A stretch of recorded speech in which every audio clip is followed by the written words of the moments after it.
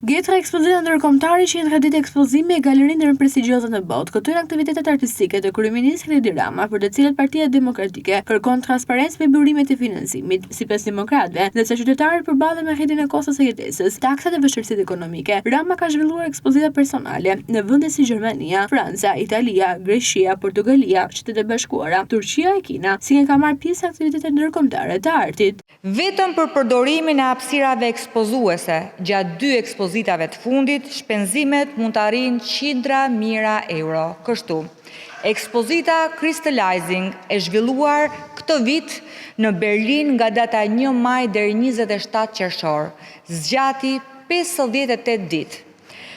Po ashtu, ekspozita personale në Paris nga 8 qershori deri 26 korrik, zgjati 49 ditë.